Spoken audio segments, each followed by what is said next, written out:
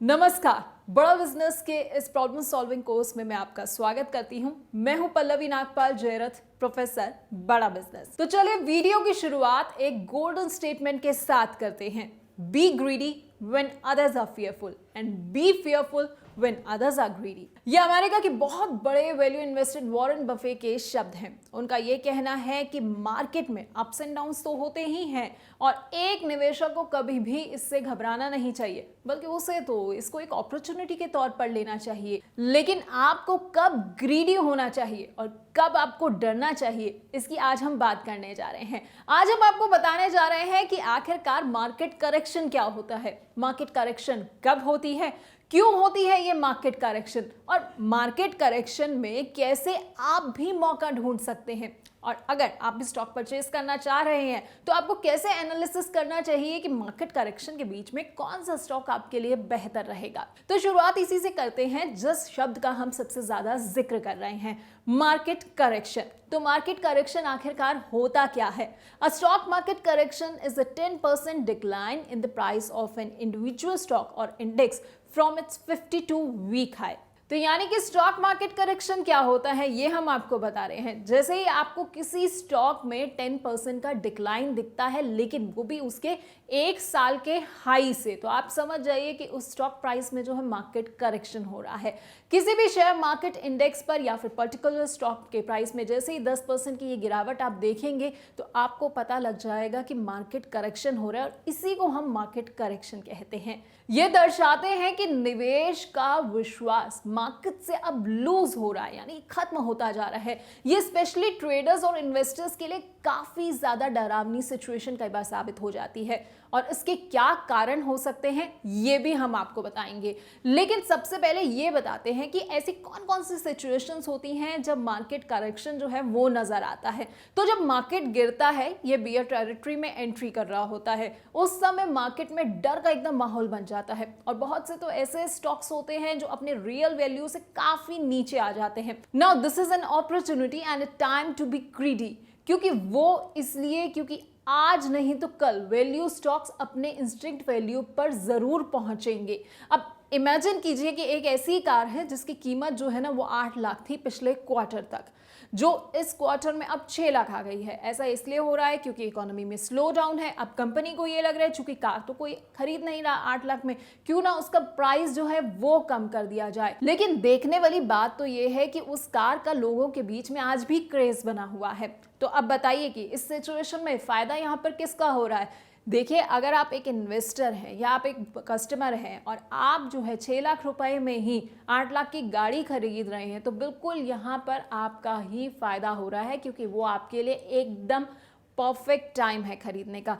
चाहे वो अभी गाड़ी आपको अंडर वैल्यू लग रही हो, लेकिन है तो वो 8 लाख की कीमत की, इसलिए आपको कहीं ना कहीं यहाँ पर फायदा हो रहा है। और ये भी हो सकता है कि ये कार जो है अपनी रियल वैल्यू पर जल्द ही वापस लौट जाए। तो ऐसे में ये आपके लिए परफेक्ट डील हो सकती है। अब इसी तरह से जब दूसरे ग्रीडी हो रहे हो तो उस वक्त ये कहा जाता है कि आपको डर जाना चाहिए, क्योंकि जब मार्केट ऊपर जाता है तो वो बुल टेरिटरी में एंटर करता है, और कई इन्वेस्टर्स के लिए ये मौका होता है जल्दी से पैसा बनाने का। अब ऐसे में इन्वेस्टर किसी भी स्टॉक को असल कीमत से ज्यादा कीमत पर खरीदने को भी तैयार हो जाते हैं, क्योंकि उन्हें तो लगता है कि मार्केट ऊपर जा रहा है। ऐसे में अगर किसी एक स्टॉक की वैल्यू लगातार बढ़ती जा रही है तो शायद वो और ज्यादा महंगा हो जाएगा। जब कि ये मौका ऐसा है, आपको डर जाना चाहिए, आपको ऐसे स्टॉक में निवेश नहीं करना चाहिए। अब देखिए, मान लेते हैं कि एक और पॉपुलर कार कंपनी है, उसने अपनी एक नई गाड़ी लॉन्च की है, मार्केट में उसे लेकर काफी एक्साइटमेंट भी दिख रही है। अब प्रोडक्ट जब लॉन्च हुआ तो उसकी कीमत 12 लाख रुपए थी। आपने मार्केट के एक्साइटमेंट में आकर उस गाड़ी को खरीद लिया। आपने ये नहीं देखा कि वाकई इसकी वैल्यू जो है वो 12 लाख की है या नहीं, जितनी सर्विसेज आपको मिल रही है वो 12 लाख के लिए है। लेकिन जैसे ही कस्टमर रिस्पॉन्स आता है, वो गाड़ी जो है मार्केट में उतनी अच्छी नहीं चल पाती है, वो एक्साइटमेंट जो है वो कम हो जाती है, और कुछ ही समय के बाद वो कंपनी जो है उस गाड़ी का दाम गिरा कर 10 लाख पर ले आती है। तो सोचिए, अब आपने एक ऐसी गाड़ी खरीद ली है जिसकी कीमत दरअसल 10 लाख रुपए होनी चाहिए थी, लेकिन मार्केट एक्साइटमेंट एक्साइटमेंट में आकर आपने उसकी ज़्यादा कीमत चुका दी और 12 लाख रुपए में आपने ये गाड़ी खरीद ली है। तो ये एक बहुत बड़ा इंपॉर्टेंट लेसन है जो आपको यहाँ पर आज सीखना होगा कि स्टॉक मार्केट में ऐसे कई मौके आते हैं। कई बार ऐसा होता है कि एक स्टॉक जो है वो बहुत अचानक ऊपर चला जाता है, लेकिन आपको ये देखना होगा कि वाकई क्या ये स्टॉक जो है उसकी कीमत इतनी होनी चाहिए जितना वो ऊपर जा रहा है। जब तक आप ये नहीं सीखेंगे तब तक आप सक्सेसफुल निवेशक नहीं बन सकते हैं। चलिए कुछ आपको ऐसे रीजंस भी बता देते हैं जिसकी वजह से हमने देखा है कि मार्केट करेक्शंस होते हैं। देखिए सबसे पहला कारण ये होता है कि कई बार कंपनी जो है उनकी अर्निंग अच्छी नहीं होती है, यानी कि कमाई अच्छी नहीं होती है। तो इस वजह से भी हमने देखा है कि मार्केट करेक्शन जो है वो स्टॉक वैल्यू में होने लग जाता है। कई बार राजनीतिक उठापटक इतनी होती है कि इस बीच में भी जो है मार्केट करेक्शन देखने को मिलता है। तीसरा बड़ा कारण होता है ट्रेड वॉर का या फिर टैरिफ्स का। चौथा बड़ा कारण कई बार होता है पेंडेमिक सिचुएशंस का, जैसा कि कोरोना के वक्त में देखा गया। कई बार सुनामी या अर्थक्वेक की वजह से भी मार्केट करेक्शंस जो है देखने को मिलते हैं, क्योंकि उस वक्त जो है बाजार में एक भय का यानी कि डर का माहौल समा जाता है। कई बार आर्थिक मंदी आ जाती है, जैसा कि कोरोना के बाद दुनिया भर में देखा गया कि कुछ देश जो आर्थिक मंदी से जूझने लग गए थे। तो ऐसे में भी स्टॉक्स की वैल्यूज जो हैं उनमें काफी कुछ करेक्शंस देखने को मिलता है। अब सवाल यहाँ पर बड़ा ये खड़ा होता है कि जब आपको दिख रहा है कि मार्केट करेक्शन हो रही है तो ऐसे में आप अपने लिए मौका कैसे ढूंढ सकते हैं। तो देखिए हमेशा आपको एक बात याद रखनी होगी, मार्केट करेक्शन आपको एक अपॉर्चुनिटी प्रोवाइड कर रहा है। जी हाँ, स्टॉक को सस्ते में खरीदने की और महंगे में बेचने की। तो ये अपॉर्चुनिटी का आपको कहीं ना कहीं फायदा जो है वो जरूर उठाना है, पर ये आपके ऊपर डिपेंड करता है कि आप इस अपॉर्चुनिटी को कितना इस्तेमाल कर पाते हैं और कितना इसका फायदा उठा पाते हैं।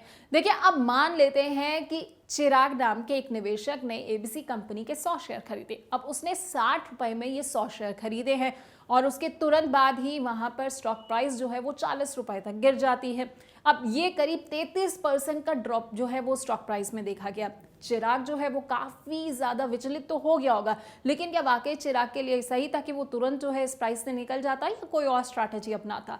तो देखते हैं। अब चिराग को तब तक वेट करना चाहिए वैसे तो कि जब तक शेयर प्राइस जो है वो 33% वापस ऊपर ना चले जाए, या फिर कुछ और तरीके भी अपनाए जा सकते हैं। जी हाँ, यदि चिराग यहाँ पर एवरेज राउंड स्ट्रैटेजी का इस्तेमाल करता है तो उसी स्टॉक के एडिशनल 100 शेयर वो करंट प्राइस पर यानी कि 40 रुपए पर खरीद सकता है। और अब मान लीजिए अगर यही स्टॉक वापस अपनी ओरिजिनल प्राइस पर आ जाता है तो आप ये सोचिए कि जहां चिराग को पहले 33% का नुकसान हो रहा था, वहां पर वो करीब 16% का प्रॉफिट जो है वो भी ओरिजिनल प्राइस से कमा सकता है। तो है ना ये चिराग की एक ग्रेट स्ट्रैटेजी। इसलिए तो मार्केट करेक्शन जब होता है तो ये कहा जाता है कि आपको परेशान नहीं होना, बल्कि उसमें भी कुछ पॉजिटिव ढूंढने की कोशिश करना है। सो प्रॉफिट आप सिर्फ बुल मार्केट में नहीं बना सकते, बल्कि बियर मार्केट में भी आपको शानदार मौका मिल सकता है प्रॉफिट को बनाने का।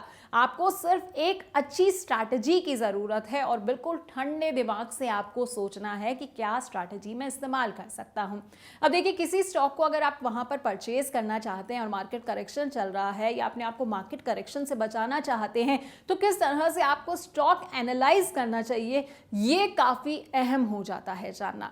देखिए किसी भी स्टॉक को एनालाइज करने के लिए कई तरह के टूल्स होते हैं। कुछ long term investor fundamental analysis को इंपॉर्टेंस देते हैं, वहीं ट्रेडर्स जो है वो टेक्निकल एनालिसिस को काफी इंपॉर्टेंस देते हैं। अब ये आपके ऊपर डिपेंड करता है कि आप किस तरह के इन्वेस्टर हैं। बट नए निवेशकों के लिए हम हमेशा ये सलाह देते हैं कि आपको फंडामेंटल्स जो है वो किसी कंपनी के जरूर देखने चाहिए, क्योंकि ये काफी ज्यादा ट्राइड एंड टेस्टेड टूल माना जाता है। अब जो सबसे पहली चीज आपको देखनी चाहिए वो देखनी चाहिए प्राइस टू अर्निंग यानी कि पीई रेशियो। अब ये दर्शाता है कि मार्केट कितना पे कर सकता है depending upon a companies past and future earnings. अब एक हाई पीई जो है वो दर्शाता है ओवर वैल्यू स्टॉक को, यानी कि उससे बहुत ज्यादा एक्सपेक्टेशंस हैं लेकिन प्रदर्शन उसका उतना दमदार नहीं है। वहीं जबकि लो पीई जो है वो दर्शाता है एक अंडर वैल्यूड स्टॉक को। अब बात करते हैं प्राइस टू बुक यानी कि पीवी रेशियो की। अब एक कंपनी का एक बुक वैल्यू उसी असेट का शुद्ध मूल्य प्राइस होता है। तो इस तरह से अंडरस्टैंड करने की कोशिश करते हैं कि जो पैसा कंपनी के पास होगा after selling it's business and assets, वो उसका बुक वैल्यू होता है। तीसरा अहम बिंदु जो आपको गौर करना चाहिए वो है अर्निंग पर शेयर यानी कि ईपीएस। ये भी काफी इंपॉर्टेंट फाइनेंशियल रेशियो होती है जो किसी कंपनी की प्रॉफिटेबिलिटी को दर्शाती है। अब इसे आप इस तरह से भी समझ सकते हैं कि बस कंपनी के टोटल प्रॉफिट को आपको आउटस्टैंडिंग शेयर से डिवाइड करना होगा। इससे आपको ये पता चल जाएगा कि पर शेयर आपने आखिरकार कितना इन्वेस्ट करके कमाया है। अब आपको देखना है डेट टू इक्विटी रेशियो, जिसे हम बिल्कुल नजरअंदाज नहीं कर सकते हैं। अब ये दर्शाता है कि कंपनी के पास असेट ज्यादा है या फिर उसकी लायबिलिटीज ज्यादा है, और इसे कैलकुलेट करने का भी तरीका बिल्कुल सिंपल होता है। देखिए, आपको कंपनी की टोटल लायबिलिटीज यानी कि जो उसका डेट है उसको शेयर होल्डर इक्विटी से डिवाइड कर देना है। यदि डेट टू इक्विटी रेशियो ज्यादा है तो इनके शेयर अवॉइड करने चाहिए, क्योंकि इसका मतलब यह है कि कंपनी के पास कर्जा जो है वो बहुत ज्यादा हो गया है और आपके पैसे डूबने के ऐसे में चांसेस ज्यादा हो सकते हैं। इसलिए इस रेशियो की भी अपनी अहमियत बहुत ज्यादा हो जाती है। तो ये कुछ बहुत ही सिंपल तरीके हमने आपको बताए हैं जिसके थ्रू एक नया इन्वेस्टर भी ये जान सकता है कि उसे किस कंपनी में पैसा निवेश करना चाहिए या नहीं करना चाहिए, क्योंकि इन तरीकों से आपको ये पता लग जाएगा कि आप पैसा कमाने वाले हैं या फिर गंवाने वाले हैं। तो अब बात करते हैं आज के वीडियो के मैसिव एक्शन प्लान की। तो देखिए, बुल हो या फिर बेयर मार्केट हो, वहां पर आपको अपॉर्चुनिटी मिलेगी ही मिलेगी, इसलिए आपको घबराना नहीं है। दूसरा, आपको यह ध्यान रखना है कि आपको अपने इन्वेस्टमेंट डिसीजन को कभी भी भीड़ को देखकर नहीं लेना है। और तीसरा, हर मार्केट एक सर्टेन पीरियड के बाद करेक्शन करता ही करता है। इस अहम बात को आपको हमेशा याद रखना है। चौथा पॉइंट ये है कि आपको मार्केट के प्रेडिक्शंस को कभी भी सीरियसली नहीं लेना है, क्योंकि आए दिन हम देखते हैं कि ट्रेड पंडित जो है वो ये कहते रहते हैं कि मार्केट ऊपर जाने वाला है, नीचे जाने वाला है। आपको किसी की बात को नहीं सुनना है बल्कि खुद ही एनालाइज करना है।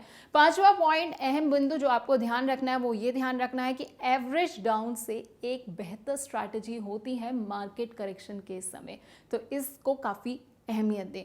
और छठा और आखिरी पॉइंट जो आपको ध्यान रखना है वो ये कि बेसिक फाइनेंशियल रेशियो को कभी भी इग्नोर ना करें, क्योंकि स्टॉक सिलेक्शन में ये काफ़ी अहमियत रखता है।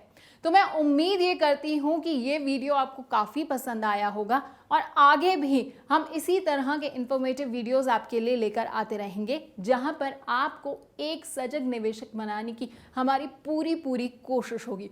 बहुत बहुत शुक्रिया आपका